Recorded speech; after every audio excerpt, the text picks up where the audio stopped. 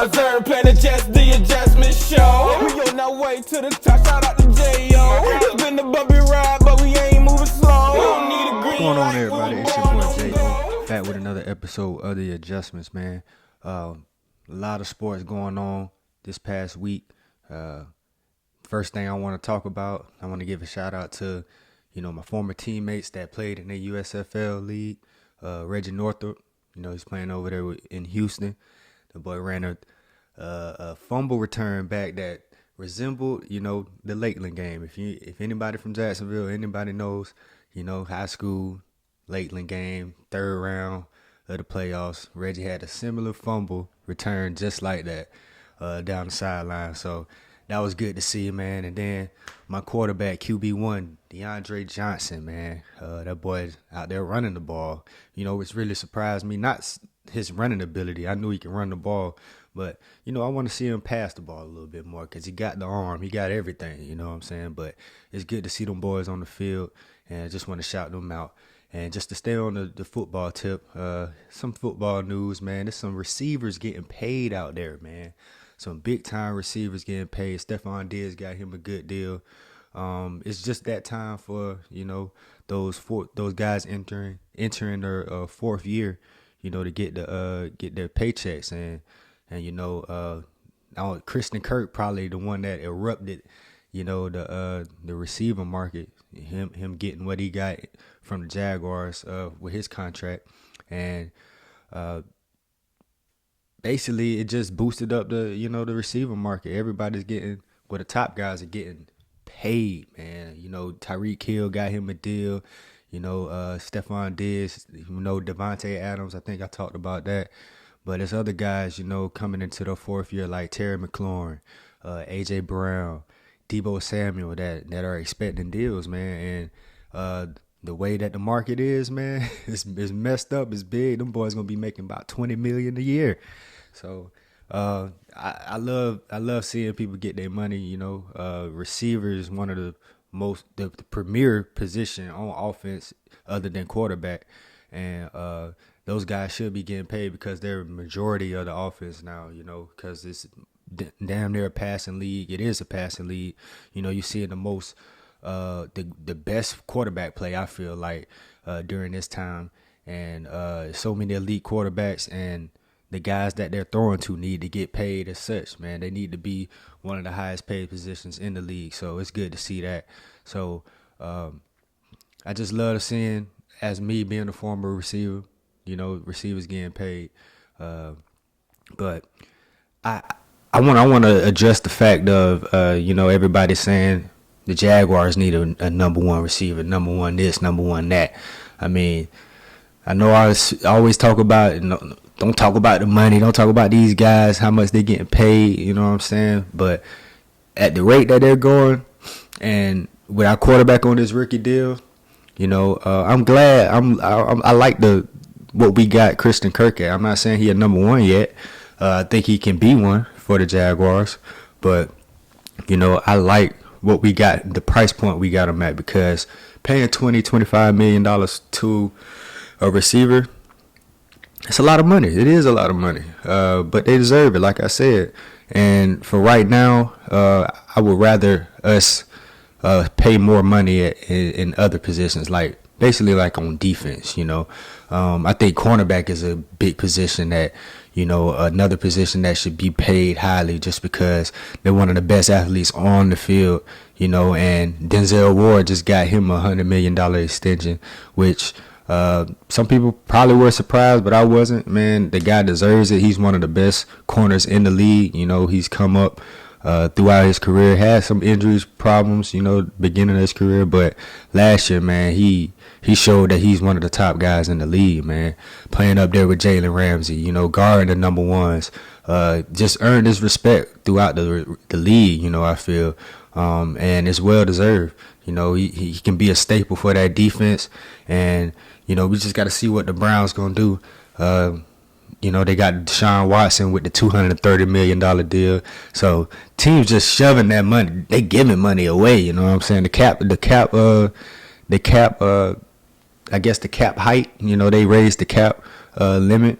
So teams are basically they dishing out that money like, you know, like it ain't nothing, you know, and it isn't, you know. So, but it's good to see all that, man. It's good to see, you know, players getting paid. You know, it's good to see football along with the USFL, even though, you know, the play might not be the best, you know what I'm saying? It's just the first week, so hopefully the guys keep getting better as the weeks go on. You know, you got to keep practicing, got to keep doing the reps and everything, and getting used to what you're playing. Basically, your teammates and everything. So I just like seeing football in the spring. You know, I like it. But springtime sport, you know, is really baseball. I want to touch into baseball, go over the power rankings, man. You know, I've been getting back into watching baseball, and it's been fun watching it, man. It's some big time teams in the league. I feel like the league is loaded, man, and even some surprise teams that are making some noise, you know, like the Rockies. Shout out to Justin Lawrence, man, former teammate, played middle school baseball, high school baseball with this guy. He's a reliever for the Colorado Rockies, and he's doing his thing, man. He's coming in with the sidearm release point, and guys are having trouble hitting him, man. He's coming in. I think he's pitched about six innings or something like that, and it's only allowed 3 hits. He's faced one of the best lineups, like the Dodgers. And speaking of the Dodgers, man, the Dodgers are the best team in baseball, bro. Definitely the best team in baseball. They just played the Braves yesterday, beat them with Clayton Kershaw on the bump. When Kershaw is playing like this, he's pitching like this. We haven't seen Kershaw pitch like this in a while because, you know, definitely injuries. But we know he's an all-time great. But the first 2 starts, man, he's got 20 strikeouts. You know, 13 in his first start, and they pulled him when he had a perfect game. You know, with 2 innings left. Some people were mad about that. You know, I was too. I was surprised that they didn't let him go for the perfect game. Only 2 more innings, but from what he said, you know, he pulled himself. He didn't want to be selfish, you know, but I think you still got to go for it. You know, Dave Roberts, you got to let the guy deal, man, when he's dealing like that. But he followed it up with a great start against the Braves. I think he gave up 2 earned runs, but still the 7 strikeouts, went 6 and 1/3 or 6 2/3, something like that, and they took him out.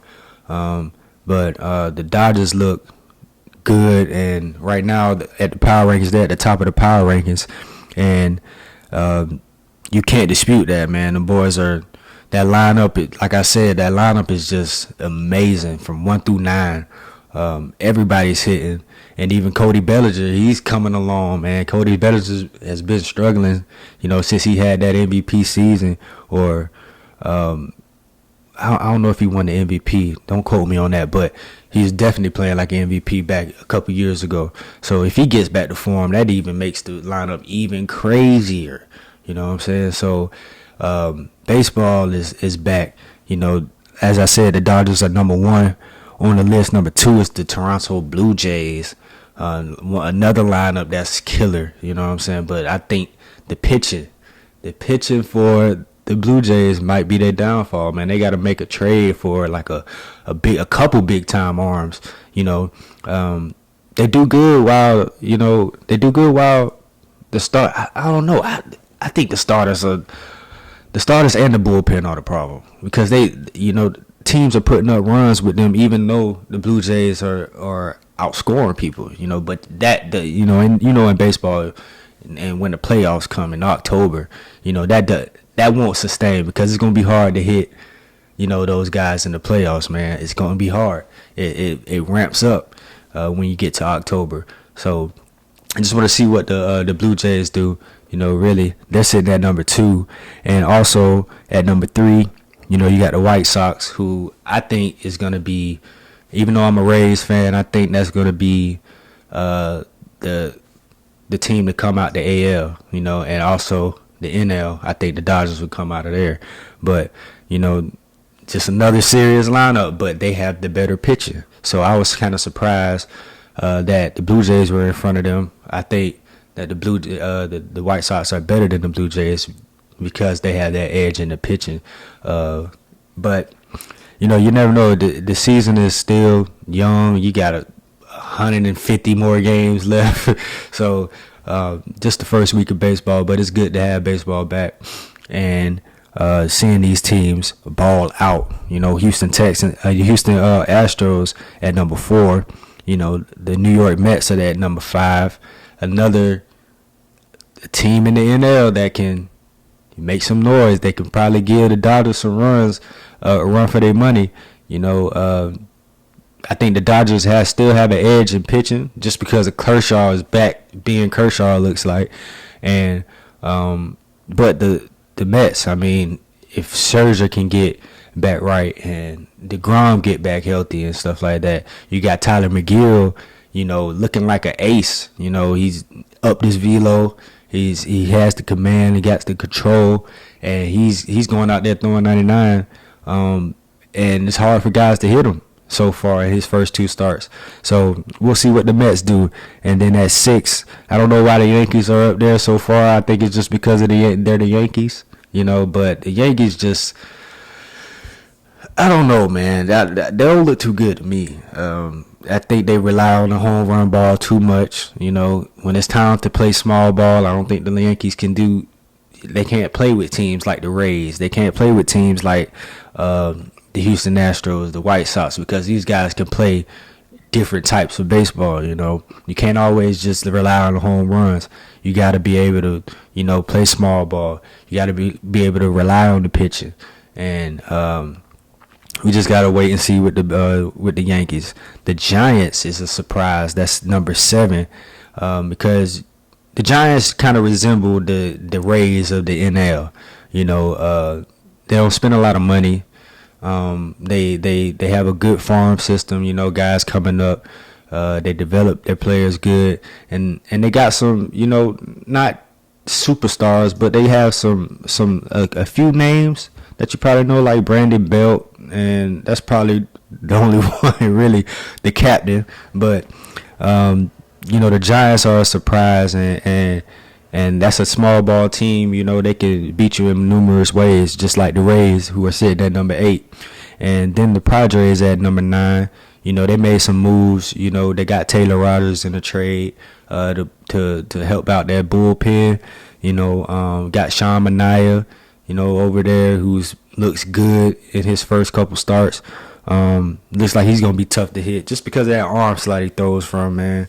That lefty arm slot, kind of like 3/4 quarter arm slot. That's tough to hit, you know what I'm saying? Coming when the fastball is coming in inside or outside, just that arm slot, it's tough to hit just because it's hard to catch that ball. And when you throw certain pitches from the same arm slot, say you throw a fastball from the same arm slot, then you throw that curve from the same arm slot, that overlay looks the same, you know what I'm saying? The fastball looks just like the curveball. The fastball looks just like the slider. Everything looks the same, so it's tough to hit, And the Cardinals, I think the Cardinals should be up higher. You got Arenado on a tear. I don't know how many extra base hits he got, but I think he's hitting I think close to 400 or something like that, or it's probably 400 in his last couple games, but he's got a lot of extra base hits. Arenado looks good. They're a great defensive team. You got Tyler O'Neill playing good. You got Tommy Edman. The pitching is good. You got the old man Adam Wainwright. It's just good to see all these good teams in baseball. And like I said, you got surprising teams, that's actually got some good records, but you got to see if they're going to sustain that throughout the whole season. It's a long season, man, a long season. So there's no overreactions, but it's a lot of baseball left to play, left to be played. I'm going to just move over to the basketball tip, and, it's the first round of the playoffs, and it was some good games over the weekend. The most surprising win,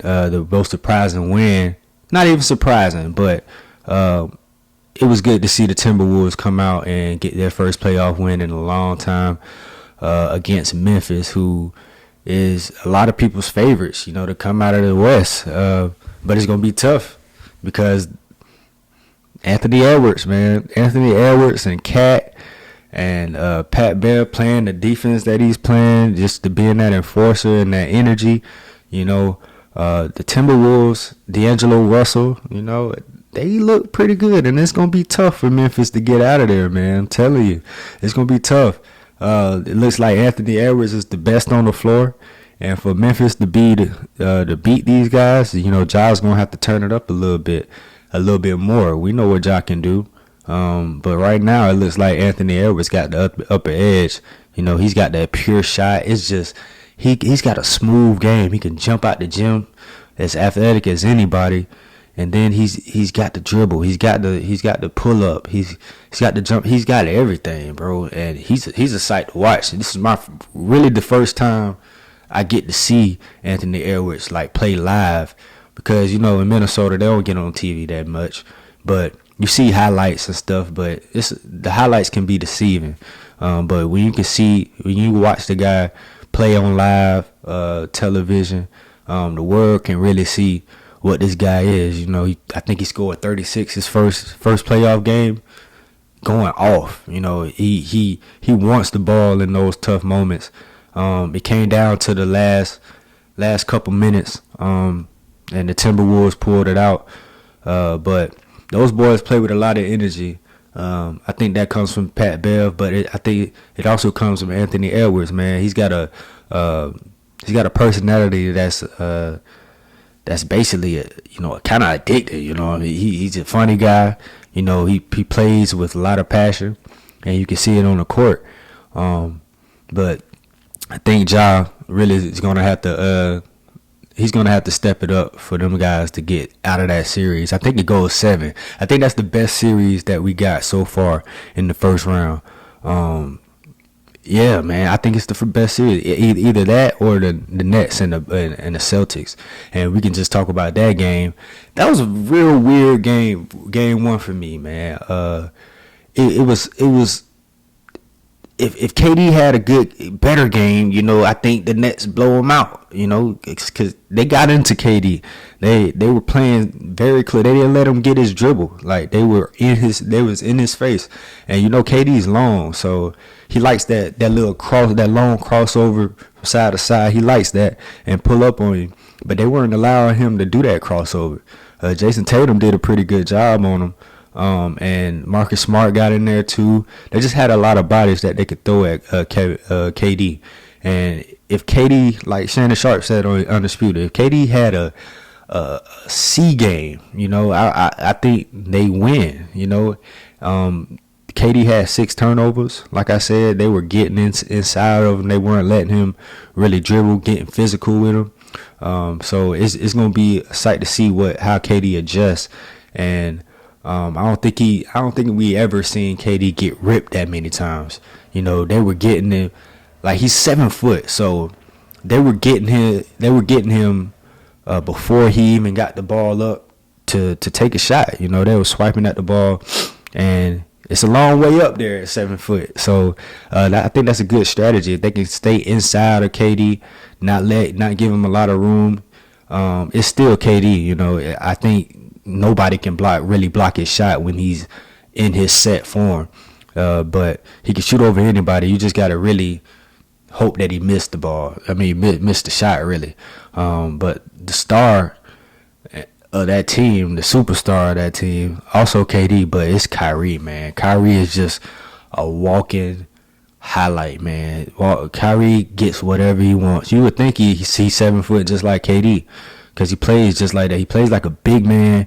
He plays like a guard at the same time. He's got the best handles in the league, probably best handles ever. And then he's one of the best finishers ever. He finishes at the rim like no other. Like I said, like a 7-footer. And then he's shooting.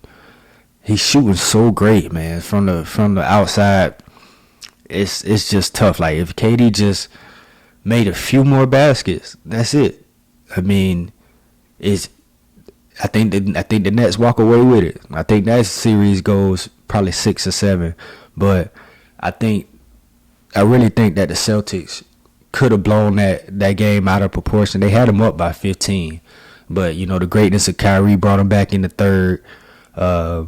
and they kept doing what they was doing. KD was still struggling, but also Kyrie did what he needed to do. He kept the team on up afloat. He kept the team put the team on his back basically. So it was. I just love watching Kyrie play. I just love watching him play, man. He's a good all around player. He needs, like LeBron said on one of his tweets, how is this guy not top 75? And you can't tell me a 75 player is better than this guy. You can't tell me that, man. It don't make sense. But that series right there is gonna be a sight to see. I think defensively the Celtics had the edge, and Tatum just being Tatum. I think he didn't even go off like he did. I think he definitely made the impact on the game. It was a very quiet. I think it was 28 or 30, something like that. Very quiet, but I think he can go for another 50 or something like that. It's gonna be one of those games where he's gonna have to take over, and go pound for pound against Kyrie and KD, and the Nets gonna have to have somebody else, come along with them and score in the 20s or something like that. But I don't know who it is, because KD and Kyrie can't just carry the team. Not in playoff basketball. They can do it. They can get away with it in the regular season, but against a team like the Celtics, who's great defensively, and they got a lot of scoring options. They got Marcus Smart running the point, and he's doing a pretty good job, and he's also doing a good job on the defensive end. So he just won Defensive Player of the Year, first guard since Gary Payton from 95, 96. So that's a great accomplishment. And Ime Udoka, yeah, he's got that mentality for the Celtics as defense first. So, and it shows they were disrupting everybody except Kyrie. But when you can disrupt KD, I think you definitely reach the goal, that a lot of people can't reach, but also, you got the Warriors who, if you got to play against the Warriors, bro, it's very frustrating. I don't see how people can do it. A lot of guys that can shoot the ball exceptionally well. You got a guy like Jordan Poole, who's a dog. I heard Shaq say Poole Party. I like that nickname, bro. Jordan Poole is they're letting him get that confidence. And the crazy thing about it is Steph came off the bench and scored 34. Came off the bench and scored 34 in 23 minutes. The guy, I don't know if that was cautious for injury. I don't even know. But the unselfishness for Steph to do that, to come off the bench and let Jordan Poole go off, but also come in with the second unit or be the first guy off the bench, and then your job is just to score. Like, Steph was dancing out there.